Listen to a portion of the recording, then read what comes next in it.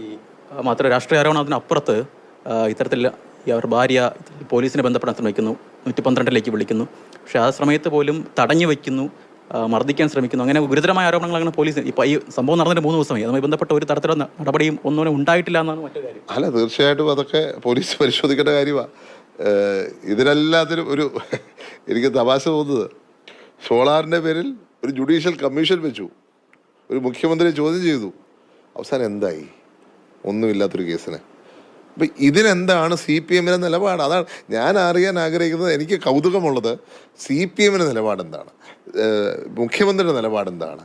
എല്ലാ കാര്യത്തിലും moral policing ആയിരുന്നു. 2013 നിങ്ങൾ നോക്കിയേ, കരിക്ക് കുടിച്ചെന്നും പറഞ്ഞ് തിരുവഞ്ചൂർ സാറിനെതിരെ, കൊടുക്കുന്നില്ലെതിരെ, എൻ്റെ ഫാദറിനെതിരെ, അതുപോലെ തന്നെ ഉള്ള ആ ഒരു ചെറിയ ചെറിയ ബാലിശമായിട്ടുള്ള ആരോപണം. ഞാനിന്ന് ഓർക്കുന്നു, എന്നെപ്പറ്റി ദേശാഭിമാനി എഴുതിയ വാർത്തകൾ ഞാനിന്ന് തിരിച്ചു പറയാൻ ആഗ്രഹിക്കുന്നില്ല.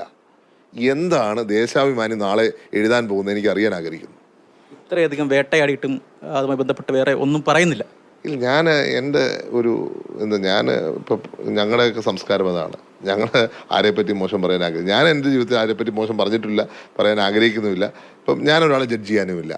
അതേസമയം ഇങ്ങനെയുള്ള കാര്യങ്ങൾ കേൾക്കുമ്പോൾ ഇവരുടെ നിലപാടെന്താണ്? കാരണം ഒന്നുമില്ലാത്തടത്ത്, തീയില്ലാത്തടത്ത് പുകയുണ്ടാക്കിയ ആൾക്കാരെ ഇവർ. ഞങ്ങളുടെയൊക്കെ കുടുംബ ജീവിതവും ഞങ്ങളുടെയൊക്കെ ജീവിതം വെച്ച് അതിനു മുമ്പ് 22 വർഷം മുമ്പ് എൻ്റെ ഫാദറിനെയും മദറിനെ പറ്റി ഉണ്ടാക്കിയ കഥ ഞങ്ങളാരും മറന്നിട്ടില്ല. അതുകൊണ്ട് CPM ശൈലി ഞങ്ങൾ പ്രതികരിക്കില്ല, ഞാൻ പ്രതികരിക്കില്ല. അത് CPM പ്രവർത്തന ശൈലിയാണ്. CPM നിലപാട് ഞാൻ അറിയാൻ ആഗ്രഹിക്കുന്നു ഈ കാര്യത്തിൽ. അത്ര ഞാൻ പറയും. ഉമ്മൻചാണ്ടി അദ്ദേഹത്തിൻ്റെ ആത്മകഥയിൽ പോലും ഇതുമായി ബന്ധപ്പെട്ട കാര്യങ്ങളൊന്നും തന്നെ പറയുന്നില്ല. അപ്പോൾ വീട്ടിൽ ഏതെങ്കിലും തരത്തിൽ ചാണ്ടിയോട് പറഞ്ഞിട്ടുണ്ടോ?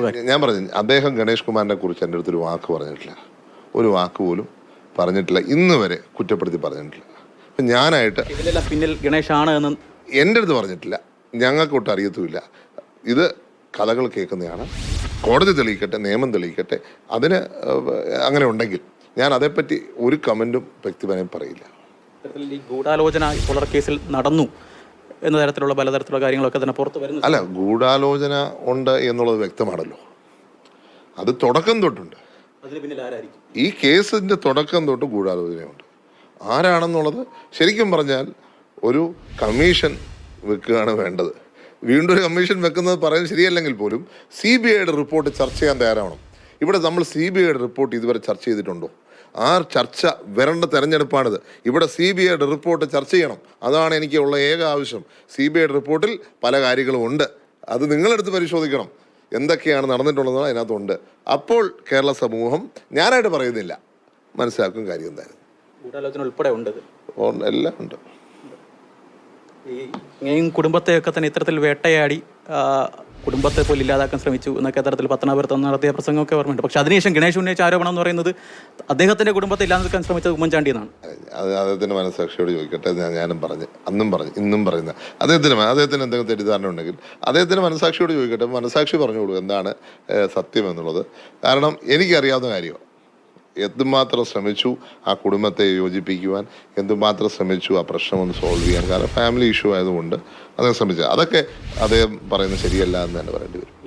ഇത്രയൊക്കെ ശ്രമം ഉണ്ടായിട്ടും കുടുംബത്തെ പോലെ ഒന്നിപ്പിക്കാൻ ശ്രമിച്ചിട്ടും ഒക്കെ തിരിച്ചു കിട്ടിയതാണോ ഈ ഗൂഢാലോചന സോളാറൊക്കെ? അല്ല, അതൊക്കെ ഞാൻ പറഞ്ഞു, ഞാനതിനെക്കുറിച്ച് പുള്ളിയെ ജഡ്ജ് ചെയ്യത്തില്ല. പുള്ളിയാണെന്നുള്ളത് നിയമം തെളിയിക്കട്ടെ. പക്ഷേ പറഞ്ഞത് ഞാൻ പറഞ്ഞെന്തോ, ഞാനത് കൃത്യമായിട്ട് പറഞ്ഞിട്ടുണ്ട്. ഞാൻ ബാലകൃഷ്ണപിള്ള സാറിൻ്റെ മകൻ നിന്ന് ഇതല്ല ഞങ്ങൾ പ്രതീക്ഷിച്ചത്. ഇങ്ങനൊരു കാര്യം കേൾക്കുന്നത് അല്ലെങ്കിൽ അദ്ദേഹത്തിൻ്റെ ഒരു പ്രതീക്ഷ ഞങ്ങൾക്കുണ്ടായിരുന്നത് അതല്ല. കാരണം ഞാനൊരു ജ്യേഷ്ഠ സഹോദരനായിട്ട് കണക്കാക്കിയ വ്യക്തിയാണ് ശ്രീ ഗണേഷ് കുമാർ. അദ്ദേഹം ഒരു കാലത്ത് അങ്ങനെ ഒരു സ്നേഹം ഉണ്ടായിരുന്നു, ഇല്ല ഞാൻ പറയില്ല. പക്ഷേ പിന്നീട് നടന്ന സംഭവങ്ങൾ ഞങ്ങളെയൊക്കെ ഞെട്ടിപ്പിച്ചു.